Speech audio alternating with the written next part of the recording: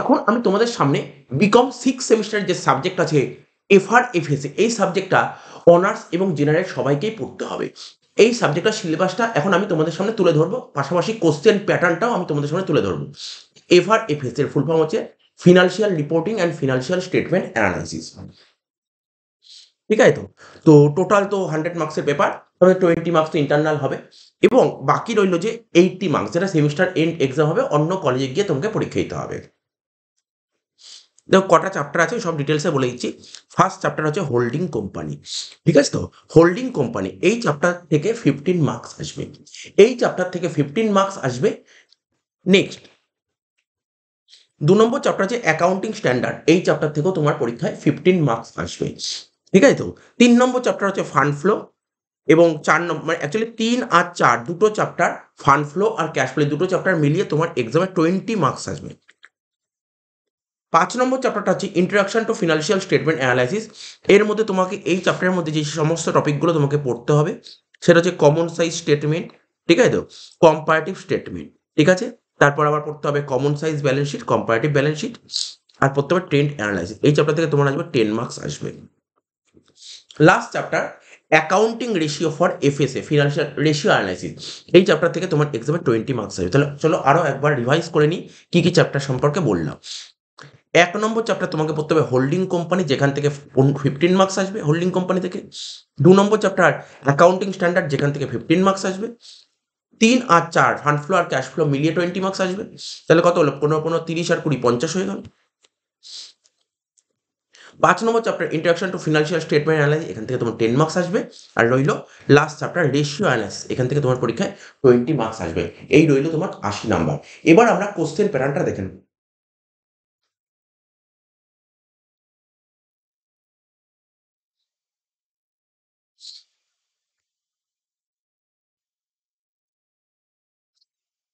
তো দেখো তোমাদের পরীক্ষায় যে কোশ্চেন প্যাটার্নটা সেট হবে, 3টে গ্রুপে কোশ্চেন সেট হবে। একটা গ্রুপ এ, ঠিক আছে, একটা হবে গ্রুপ এ,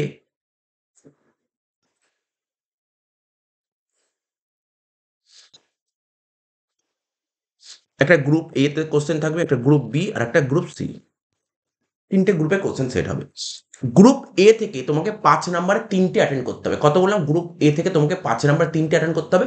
দুটো কোশ্চেন অর আকারে থাকবে, দুটো কোশ্চেন অর আকারে থাকবে। গ্রুপ বি থেকে তোমাকে দুটো কোশ্চেন অ্যাটেন্ড করতে হবে, 10 নাম্বারে দুটো অ্যাটেন্ড করতে হবে, 20 নাম্বার, একটা কোশ্চেন অরে থাকবে। আর গ্রুপ সি থেকে তোমাকে 15 নাম্বারে 3টে কোশ্চেন অ্যাটেন্ড করতে হবে, দুটো কোশ্চেন অরে থাকবে। তাহলে আমি আবার বলছি, তোমার এফআর এফএসএ ব্যাপারটা তুমি অনার্স পড়ো বা জেনারেল পড়ো, 3টে গ্রুপে কোশ্চেন সেট হবে, একটা A B C. A group থেকে তোমাকে 5 নাম্বার 3টে করতে হবে, দুটো কোশ্চেন অরে থাকবে। গ্রুপ বি থেকে তোমাকে 10 নাম্বারে দুটো করতে হবে, একটা কোশ্চেন অরে থাকবে। আর গ্রুপ সি থেকে তোমাকে 15 নাম্বার 3টে করতে হবে, দুটো কোশ্চেন অরে থাকবে। তো তো এবার আমি তোমাকে বলে দিই কোন কোন চ্যাপ্টার থেকে অঙ্ক কি আসবে, কত নাম্বার কোন চ্যাপ্টার থেকে থিওরি লিখতে হবে, সমস্ত ডিটেলসে বলে দিচ্ছি। প্রথমে যদি গ্রুপ এর কথা বলি, গ্রুপ এ থেকে প্রথমে একের দাগে তোমার একটা থিওরি আসবে, একের দাগে থিওরি আসবে, এবং সেই থিওরিটা কি? Indian accounting standard 1। আবার বলেছি, ইন্ডিয়ান অ্যাকাউন্টিং স্ট্যান্ডার্ড 1 থেকে থিওরি আসবে। সে তুমি অনার্স পড়ো বা জেনারেল পড়ো, ঠিক আছে তো। তো দুটো থিওরি দেবে, একটা থিওরি তোমাকে লিখতে হবে। 2 নম্বর কোশ্চেন, ফান্ড ফ্লো অথবা ক্যাশ ফ্লোর মধ্যে একটা অঙ্ক আসবে। ফান্ড ফ্লো অথবা ক্যাশ ফ্লোর মধ্যে একটা অঙ্ক আসবে, ঠিক আছে, বারবার বলছি, ফান্ড ফ্লো অথবা ক্যাশ ফ্লোর মধ্যে একটা অঙ্ক আসবে।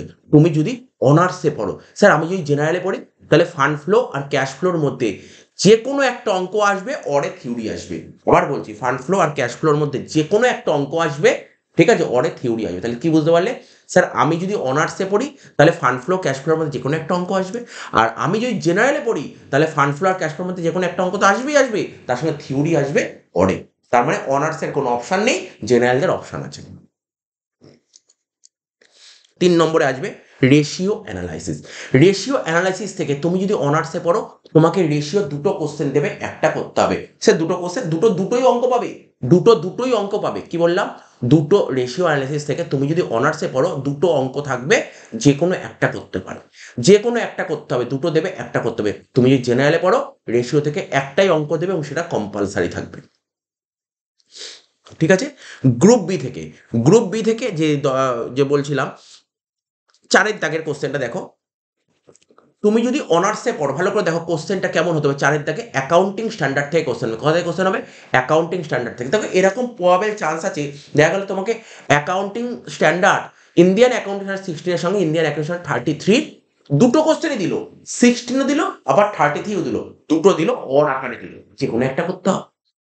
ঠিক আছে, বা এরকমও দিতে পারে, ধরো শুধু এক ইন্ডিয়ান অ্যাকাউন্টিং স্ট্যান্ডার্ড 33 দিয়ে দিল। ভালো করে বোঝো কোশ্চেন প্যাটার্নটা কেমন করতে পারে। হয় তোমার পরীক্ষার কোশ্চেন পেপার এরকম থাকতে পারে 16ও দিল আবার 33ও দিল, দুটো দিল, যে কোনো একটা। হ্যাঁ, এরকম যদি দেয় তাহলে 16-এর ধরো 6 নম্বরের অঙ্ক সঙ্গে 4 নম্বরের থিওরি, আবার 33 6 নম্বরের অঙ্ক সঙ্গে 4 নম্বরের থিওরি, এরকম দিতে পারে। বা এরকমও দিতে পারে যে শুধু 33 তোমাকে 10 নম্বরের পুরো অঙ্ক দিয়ে দিল। ঠিক আছে, বুঝতে পারছো তো? তাহলে তোমাকে কোশ্চেনটা বুঝতে হবে। 4 দাগে যদি এরকম কোশ্চেন প্যাটার্ন তৈরি করে, দেখা গেল শুধু 33 অঙ্ক দিল, দেখা গেল 4 দাগে শুধু ইন্ডিয়ান অ্যাকাউন্টিং স্ট্যান্ডার্ড 33 অঙ্ক দিল, তাহলে 5 নম্বর কোশ্চেন আমি কি বলেছি, এখানে দেখো টপিকটা লেখা আছে কম্পারেটিভ ব্যালেন্স শিট, তারপর comparative income statement, trend analysis, common size balance sheet, common size income statement. এই যে এতগুলো 5টা টপিক আছে, এর মধ্যে যে কোনো দুটো টপিক তোমার পরীক্ষায় দেবে, একটা করতে হবে। যে কোনো দুটো টপিক পরীক্ষায় দেবে এবং অঙ্ক দেবে, এটা কিন্তু অঙ্ক, ঠিক আছে? যে কোনো দুটো টপিক দেবে, তার মধ্যে যে কোনো একটা করতে হবে। ঠিক আছে, তো ভালো করে বুঝবে। আমি তোমাকে ভালো করে যে কনসেপ্টটা বোঝানোর চেষ্টা করছি, বোঝো। গ্রুপ বি থেকে যে কোশ্চেন সেট হবে, যদি 4 দাগের কোশ্চেনটা অরে থাকে তাহলে 5 দাগেরটা কম্পালসারি থাকবে, আর 5 দাগেরটা যদি অরে থাকে তাহলে 4 দাগেরটা কম্পালসারি থাকবে। এরকম প্রবাবল চান্স থাকতে পারে।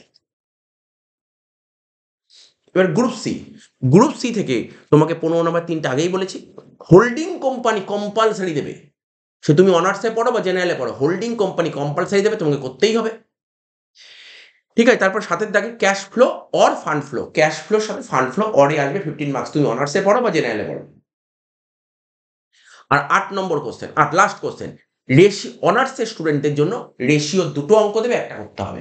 কিন্তু তুমি জেনারেলে পড়ো, রেশিওর একটা অঙ্ক দেবে, তার সাথে অরে থিওরি দেবে, একটা অঙ্ক তার সাথে অরে থিওরি। তাহলে বুঝতে পারলে নিশ্চয়ই কোশ্চেন প্যাটার্ন সম্পর্কে আমি তোমাদের বলে দিলাম। আমি তো পুরো পরিষ্কারভাবে ক্লিয়ার করে দিলাম কেমন কি কোশ্চেন প্যাটার্ন হতে পারে। ঠিক আছে, আর কোনো কোশ্চেন থাকা উচিতই নয় তোমাদের মনে, তোমাদের মনে কোনো কোশ্চেন থাকা উচিতই নয়। ঠিক আছে, তো আমি সুন্দরভাবে বুঝিয়ে দিলাম। তো কোনো রকমের কোনো কিছু ডাউট থাকলে তোমরা অবশ্যই কমেন্ট বক্সে কমেন্ট করে জানতে পারো, এবং ঠিক আছে, কোনো আর পারলে ভিডিওটা পারলে তোমরা তোমাদের বন্ধু-বান্ধব শেয়ার করে দিও, আর ভিডিওটা একটু লাইক করে দিও। ঠিক আছে? আমরা আবার নেক্সট ভিডিওতে হাজির হচ্ছি। ধন্যবাদ।